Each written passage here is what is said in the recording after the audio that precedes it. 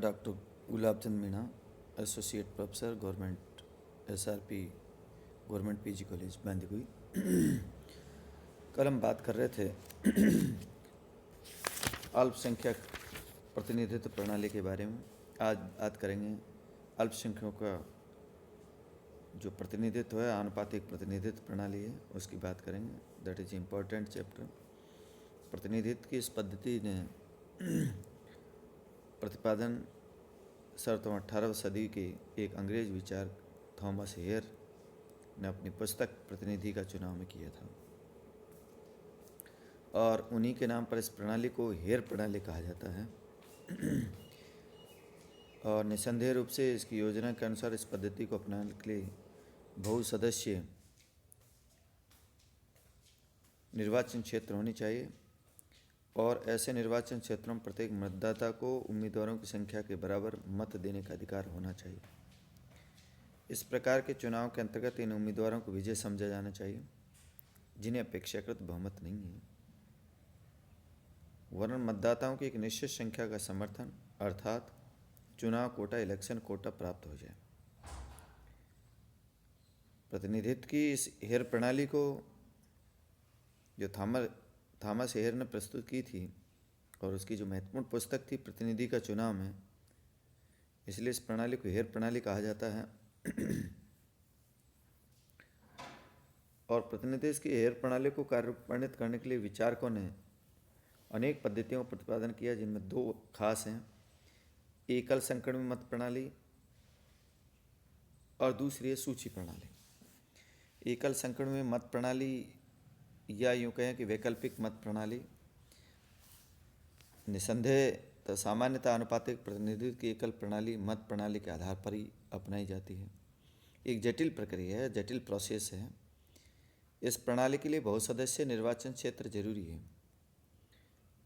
और एक निर्वाचन क्षेत्र में चुने वाले सदस्यों की संख्या चाहे कितनी ही हो, प्रत्येक मतदाताओं को केवल एक ही मत देने का अधिकार प्राप्त होता है। मत देने की पद्धति ये होती है कि मतपत्र पर निर्वाचन क्षेत्र के सभी उम्मीदवारों के नाम लिखे हुए होते हैं। प्रत्येक मतदाता मतपत्र पर दिए गए सब उम्मीदवारों में से जिसे सबसे अधिक उपयुक्त समझता है, उनके नाम के आगे अपनी पहली पसंद, अपनी पसंद के अनुसार उससे कम उपयुक्त उम्मीदवार के नाम के आगे अपनी दूसरी पसंद, और इस प्रकार जितने सदस्य निर्वाचित होने हैं क्रमशः उतनी पसंद लिख देता है। पसंदगियों के उल्लेख की व्यवस्था प्रत्येक मतपत्र का उचित उपयोग करने के लिए की जाती है।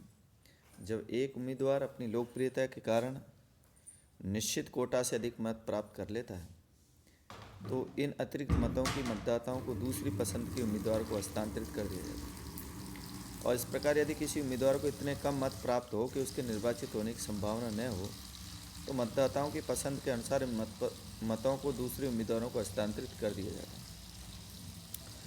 और मत के इस हस्तांतरण की इस व्यवस्था के कारण इसे एकल संक्रमण मत प्रणाली, सिंगल ट्रांसफरेबल वोट सिस्टम कहा जाता है। और इस प्रकार इस मत पद्धति के अंतर्गत प्रत्येक मतदाता के मत का उपयोग करने का प्रयत्न किया जाता है।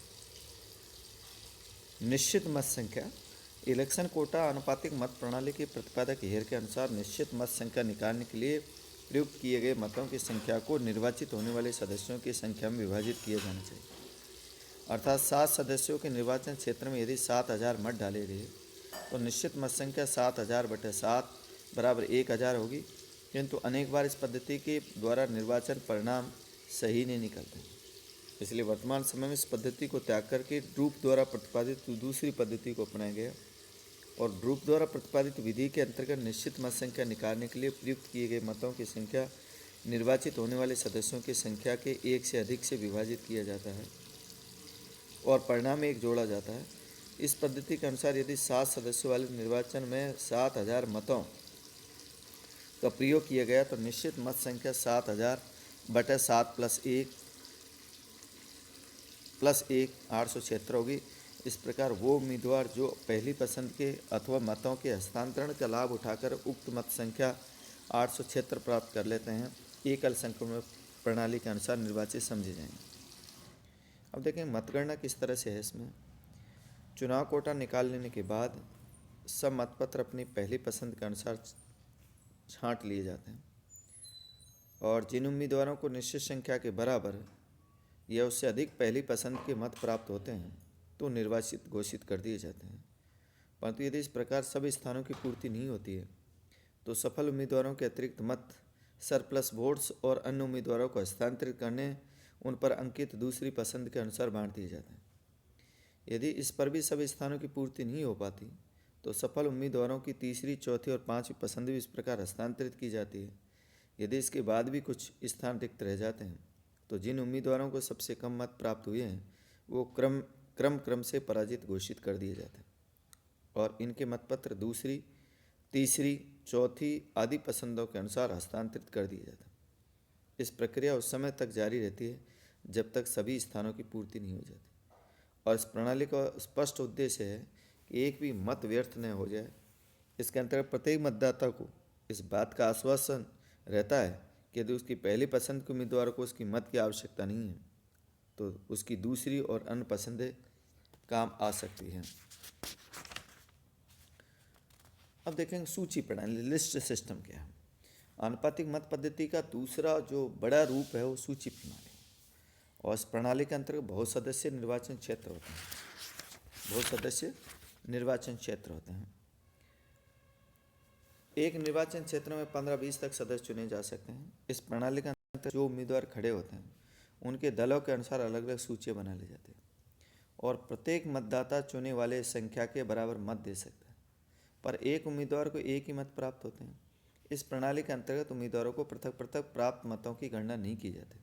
वन आनुपातिक प्रणाली की इस ड्रूप पद्धति के अनुसार निश्चित मत संख्या इलेक्शन कोटा निकाल ली जाती है और उस मत संख्या के अनुसार प्राप्त मतों के आधार पर प्रत्येक सूची में कितने उम्मीदवार निर्वाचित होनी चाहिए ये निकाल लिया जाता है और प्रत्येक सूची में के कौन कौन से उम्मीदवार निर्वाचित माने जाए इसके लिए इन उम्मीदवारों को निर्वाचित माना जाता है जिन्होंने सूची में सबसे अधिक मत प्राप्त किए।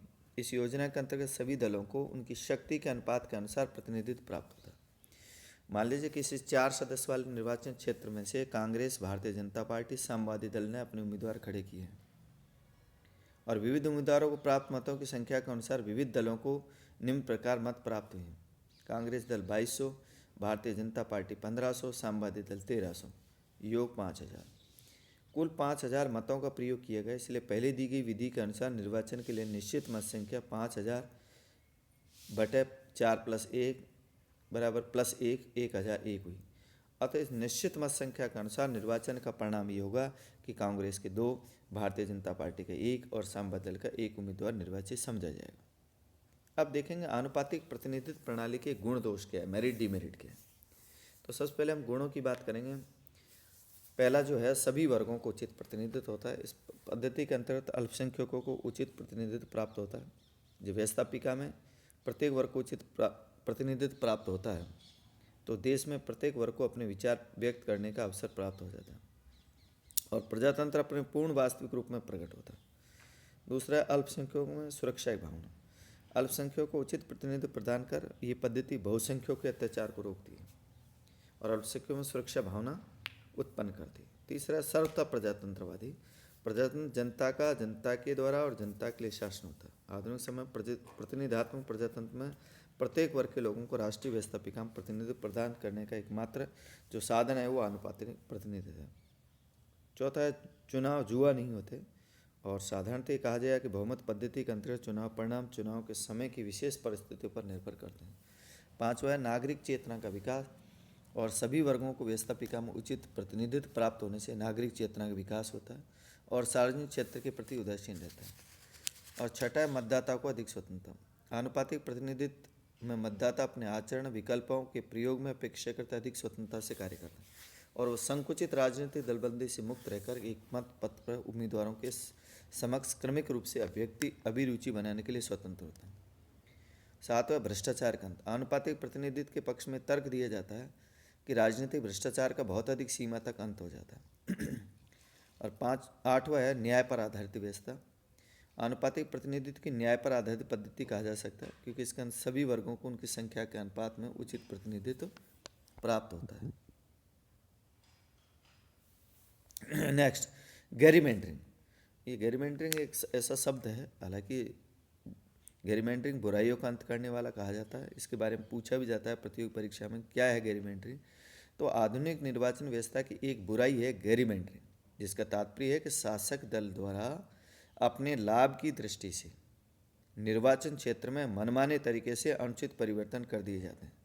गेरीमेंट्रिंग को एक सदस्य निर्वाचन क्षेत्रों में ही अपनाया जा सकता है, लेकिन आनुपातिक प्रतिनिधित्व में बहु सदस्य निर्वाचन क्षेत्र होते हैं और स्वाभाविक रूप से आनुपातिक प्रतिनिधित्व में गेरीमेंट्रिंग आदि बुराइयों का अंत हो जाता है। दोष भी है अनेक राजनीतिक दलों गुटों को जो जन्म देता है। ये पद्धति निश्चित रूप से प्रत्येक वर्ग हित को पृथक पृथक प्रतिनिधित्व का आश्वासन प्राप्त होता है। राजनीतिक दलों गुटों की संख्या बहुत बढ़ जाती है, इसलिए कहा जाता है कि अनेक राजनीतिक दलों गुटों का जन्म होता है। मिले जुले मंत्रिमंडलों का निर्माण और परिणाम अस्थायी सरकारें। दूसरी जो बात है वो एक राजनीतिक दलों की संख्या बहुत अधिक हो जाती है और कोई एक राजनीतिक दल अकेले ही सरकार निर्माण करने की स्थिति में नहीं होता। ऐसी परिस्थिति में मिले जुले मंत्रिमंडलों का निर्माण किया जाता है। तीसरा है वर्गीय हितों का प्रश्न। इस पद्धति के द्वारा निर्वाचित व्यवस्थापिका राष्ट्रीय हितों की दृष्टि से नहीं वर्गीय हितों की दृष्टि से विचार किया जाता है। और चौथी जो चीज़ है, निर्वाचकों और प्रतिनिधियों में संपर्क नहीं होता। आनुपातिक प्रतिनिधित्व की सभी योजनाओं के अंतर्गत बहुत सदस्य निर्वाचन क्षेत्र आवश्यक होते हैं। पांचवी है अत्यधिक जटिल पद्धति। आनुपातिक प्रतिनिधित्व की पद्धति बहुत जटिल है, साधारण व्यक्ति इसे समझ नहीं सकता। मतगणना कार्य तो और अधिक कठिन है। इसे अनेक बार निश्चित संख्या में उम्मीदवार न चुने जाने के कारण पुनर्निर्वाचन की आवश्यकता होती है। राष्ट्रीय एकता के लिए कहते हैं आनुपातिक प्रतिनिधित्व में समाज अनेक छोटे छोटे स्वार्थमूलक गुटों और भावों में विभाजित होता है। राष्ट्रीय स्तर का राजनीतिक और आर्थिक कार्यक्रम नहीं होता। समाज में गुटबंदी संकीर्णता का प्रचार करते हैं। श्रेष्ठ विधियों का निर्माण संभव नहीं। आनुपातिक प्रतिनिधित्व को अपनाने के परिणाम स्वरूप व्यवस्थापिका विभिन्न प्रकार के परस्पर विरोधी विचारों का अखाड़ा बन जाते हैं। इसका प्रभाव विधि निर्माण पर पड़ता है और विधि निर्माण का कार्य सही रूप से संपन्न नहीं हो पाता। शासन के कार्यों का मूल्यांकन नहीं होता। उपचुनाव के लिए कोई व्यवस्था नहीं है। अब कुछ जो स्थितियां हैं उनके बारे में हम निश्चित रूप से अब देखेंगे। आदर्श प्रतिनिधित्व के लिए आवश्यक क्या शर्तें हैं। प्रतिनिधि के संपूर्ण प्रश्न की विवेचना के आधार पर आदर्श प्रणाली के लिए निम्नलिखित शर्तें आवश्यक है। पहला है सार्वलौकिक वयस्क मताधिकार। प्रजातंत्र सफलता के लिए सभी नागरिकों को समान राजनीतिक शक्ति प्राप्त होनी चाहिए और वयस्क मताधिकार की व्यवस्था को अपनाने पर संभव है। सभी वयस्क व्यक्तियों को बिना किसी प्रकार के भेदभाव के मताधिकार प्राप्त होना चाहिए। गुप्त मतदान प्रथा। गुप्त मतदान का अर्थ है मत देने की व्यवस्था ऐसी होनी चाहिए कि मतदाता ने अपना मत किसके पक्ष में दिया इसकी जानकारी दूसरों को न हो सके। गुप्त मतदान की प्रथा के अंतर्गत मतदाता अपनी इच्छा अनुसार मत का प्रयोग कर सकता है। तीसरा, मुख्यतः प्रत्यक्ष और गौण रूप से अप्रत्यक्ष निर्वाचन प्रणाली। प्रत्यक्ष निर्वाचन की पद्धति प्रजातंत्रीय धारणा के अनुकूल है और सामान्य निर्वाचन प्रत्यक्ष निर्वाचन की पद्धति के आधार पर होना चाहिए, लेकिन मतदाताओं की संख्या अधिक होने के कारण सदैव इसे अपनाया जाना न तो संभव है और न ही उचित है। और कुछ पदों के संबंध में अप्रत्यक्ष निर्वाचन को भी अपनाया जा सकता है। भारतीय संविधान के द्वारा प्रत्यक्ष और अप्रत्यक्ष निर्वाचन में श्रेष्ठ समन्वय की व्यवस्था की गई है। लोकसभा के निर्माण हेतु प्रत्यक्ष निर्वाचन प्रणाली अपनाई गई, तो राज्यसभा और राष्ट्रपति पद के चुनाव हेतु प्रत्यक्ष निर्वाचन की पद्धति अपनाई गई। मतदाताओं और प्रतिनिधियों के बीच निकट संबंध। आदर्श प्रतिनिधित्व और प्रजातांत्रिक आदर्शों की पूर्ति हेतु आवश्यक है कि मतदाताओं और प्रतिनिधियों के बीच निकट संबंध होना चाहिए। इस उद्देश्य की प्राप्ति एक सदस्य निर्वाचन क्षेत्रों को अपनाकर की जा सकती है। और पांचवी जो बात है, अल्पसंख्यकों को उचित प्रतिनिधित्व। प्रजातंत्र को न्यायपूर्ण बनाने हेतु अल्पसंख्यकों को पर्याप्त प्रतिनिधित्व प्राप्त होना आवश्यक है। इस संबंध में पिछड़े वर्गों के लिए सुरक्षित स्थानों की व्यवस्था की जा सकती है और व्यवस्थापिका के द्वितीय सदन के निर्माण हेतु आनुपातिक प्रतिनिधित्व की पद्धति को अपनाया जा सकता है। छठी जो बात थी वो है प्रादेशिक प्रतिनिधित्व। और प्रजातंत्र में व्यवस्थापिका व्यावसायिक प्रतिनिधित्व या सांप्रदायिक प्रतिनिधित्व के लिए कोई स्थान नहीं हो सकता, अतः प्रादेशिक प्रतिनिधित्व को ही अपनाया जाना चाहिए। ये इस तरह की स्थिति थी जिनका हमने जिक्र किया और आनुपातिक जो प्रतिनिधित्व जो प्रणाली है वो व्यवस्थापी का विभिन्न प्रकार के जो परस्पर विरोधी विचारों का अखाड़ा बन जाती है। इसका प्रभाव विधि निर्माण पर पड़ता है और विधि निर्माण का कार्य सही रूप से संपन्न हो सके, इसलिए आनुपातिक प्रतिनिधित्व प्रणाली पर सबसे ज़्यादा जोर दिया गया, फोकस दिया गया। और आनुपातिक प्रजातंत्रीय देशों में अल्पसंख्यकों को प्रतिनिधित्व के लिए जो पद्धति अपनाई गई है उनमें आनुपातिक प्रतिनिधित्व प्रणाली को महत्व दिया गया है। नेक्स्ट,